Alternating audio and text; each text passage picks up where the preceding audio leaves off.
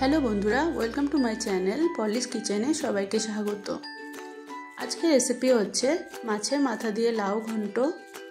আর আমার ভিডিওটা যদি ভালো লাগে প্লিজ লাইক শেয়ার সাবস্ক্রাইব করতে ভুলবেন না। একটা লাইক করে দেবেন, তাহলে কিন্তু অনেকটা মোটিভেশন পাওয়া যায় ভিডিও বানানোর জন্য। আর ভিডিওটা দেখার জন্য অনুরোধ থাকলো, পুরো ভিডিওটা দেখবেন, ভালো লাগবে। চলুন দেখে নিই রেসিপিটা আমি কেমন করে বানাই। আমি এখানে একটা লাউ নিয়েছি, লাউয়ের উপর পোর্শনটা কেটে রেখে দেব। আর পুরো লাউটাই আমি রান্না করব, সেজন্য আমি হাফ করে কেটে নিলাম।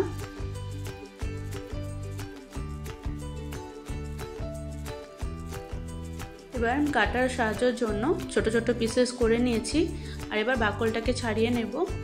এই লাউয়ের বাকলটা কিন্তু ফেলবেন না, এই লাউয়ের বাকলটা দিয়ে কিন্তু ভাজি খাওয়া যায়, বা শস্য দিয়ে ছোট মাছ দিয়ে খেতেও কিন্তু খুব ভালো লাগে। এবার লাউটাকে আমি একদম কুচি কুচি করে কেটে নেব।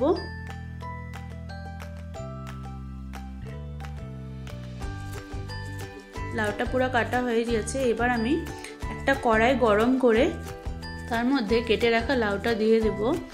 আর গ্যাসের ফ্লেমটাকে কিন্তু এখন লো করে রেখেছি। এবার লাউটা দেওয়ার পরে অল্প আমি লাড়িয়ে চাড়িয়ে নিচ্ছি।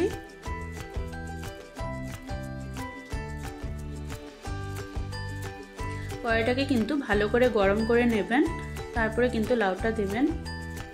এবার দিয়ে দিচ্ছি নুন। নুনটা কিন্তু অল্প বুঝে দিতে হবে, কারণ লাউ থেকে কিন্তু অনেকটা পরিমাণ জল বেরোবে আর লাউটা কিন্তু অনেকটা কমে যাবে।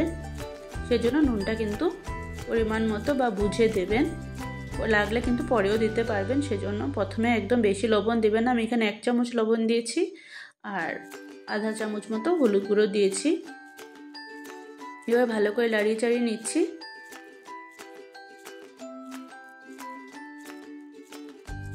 লবণটা দিলেই কিন্তু লাউটা একদম মজে যাবে। দিয়ে আমি মাছের মাথাটার মধ্যে নুন হলুদ মাখিয়ে নেব। লাউটা কিন্তু লো ফ্লেমেই আমি রেখেছি। লবণ দেওয়াতে কিন্তু লাউ থেকে যে জলটা বের হওয়ার থাকবে সেটা বের হয়ে যাবে আর লাউটাও একদম নরম হয়ে যাবে। মাছের মাথাটার মধ্যে ভালো করে নুন হলুদ মাখিয়ে নিচ্ছি। আর এই প্যানে তেল গরম করে নিয়েছি, মাছের মাথাটা ভেজে নেব।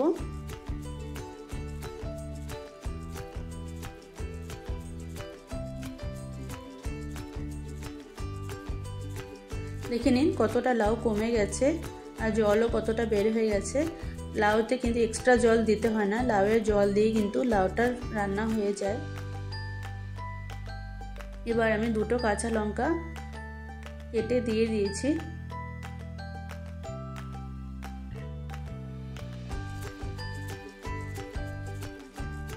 এবার দিয়ে দিচ্ছি আদা কুচি।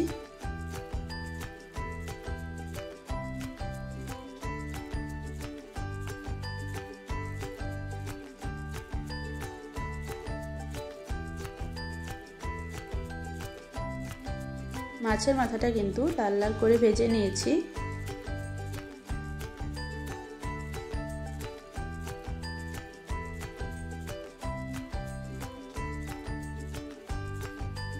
এবার মাছের মাথাগুলো আমি কিন্তু লাউয়ের মধ্যে দিয়ে দেব। লাউটা দেখে নিন কতটা কমে গেছে আর লাউটা কিন্তু মজিও গেছে অনেকটা।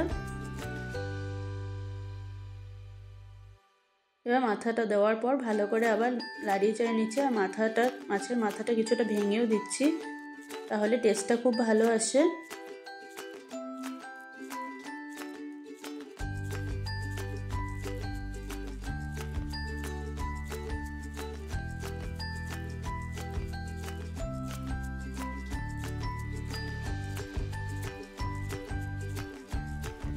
দেখে নিন লাউয়ের কালারটা কিন্তু অনেকটা চেঞ্জ হয়েছে আর জলও কিন্তু অনেকটা শুকিয়ে গেছে।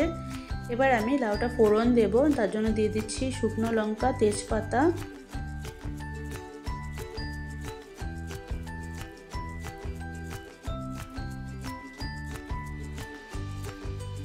আর শুকনো লঙ্কা তেজপাতাটা ভালো করে ভাজা হয়ে গেলে কিন্তু 5 ফোড়ন দিয়ে দেব।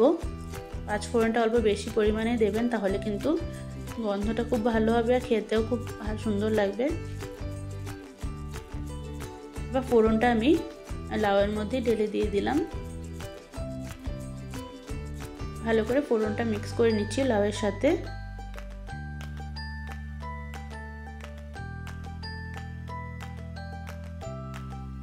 এবার আধা চামচ আমি ধনে গুঁড়ো দিয়েছি আর আধা চামচ জিরে গুঁড়ো দিয়েছি। রান্নাটা কিন্তু খুবই সিম্পল, কিন্তু খেতে অসাধারণ লাগে আর একটা হেলদি রেসিপিও বলা যায়। এখানে কিন্তু একদম কম পরিমাণে আমি তেল ইউজ করেছি আর খুব সামান্য মশলা, সেই জন্য রান্নাটা কিন্তু হেলদিও আছে।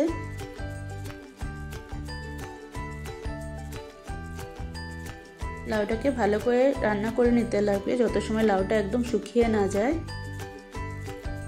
এরপর দিয়ে দিচ্ছি ধনে পাতা,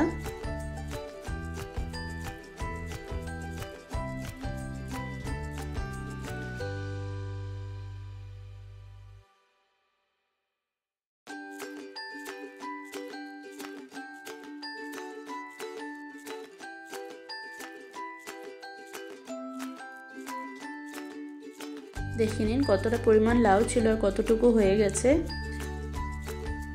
রান্নাটা কিন্তু অলমোস্ট হয়ে গেছে, একদম শুকিয়ে নিয়েছি। শুকনো শুকনো করে নিলে কিন্তু টেস্টটা ভালো হবে, সেজন্য যতটুকু পারেন শুকিয়ে নেবেন।